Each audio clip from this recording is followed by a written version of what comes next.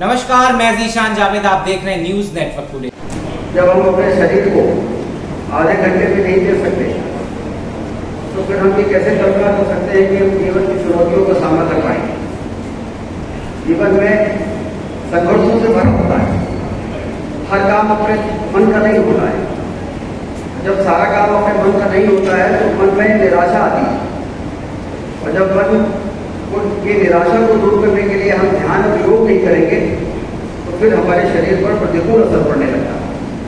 फिर फ्रस्ट्रेशन होता है, तनाव होता है, और फ्रस्ट्रेशन और तनाव में फिर आदमी गलत कदम उठाता है, गलत निर्णय करता है, और फिर वो असफलता की ओर जाना शुरू हो जाता है।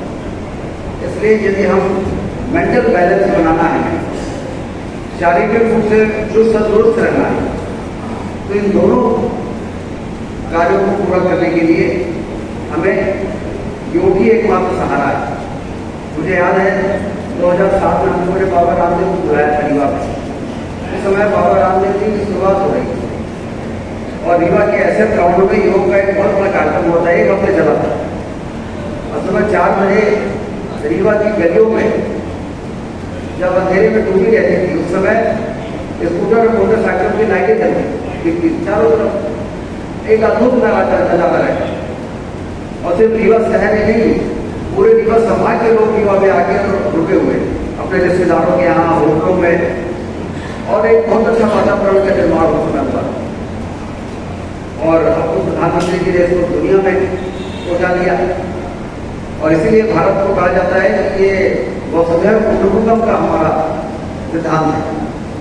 हमारा सिर्फ परिवार हमारा परिवार नहीं है, सिर्फ हमारा समाज, हमारा देश ही हमारा परिवार नहीं है, दुनिया हमारा परिवार है। और जब उन्होंने इस हुनर को, इस विधा को पूरे देश के, दुनिया के कोने कोने में पहुँचाने का एक महान कार्य किया है।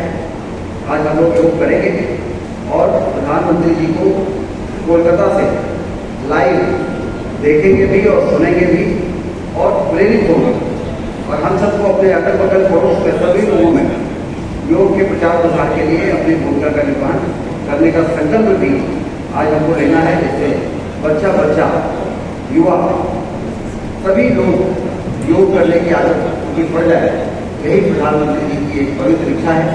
अंतर्राष्ट्रीय योग दिवस के अवसर पर सारी दुनिया योग कर रही है, और ये हम सब के लिए गर्व की बात है कि योग जो हमारे विधा है, जो महर्षि पतंजलि जी ने मानवता को दी, उसको बाबा रामदेव जी ने राष्ट्रव्यापी बनाया था और मोदी जी ने उसको विश्वव्यापी बना दिया है।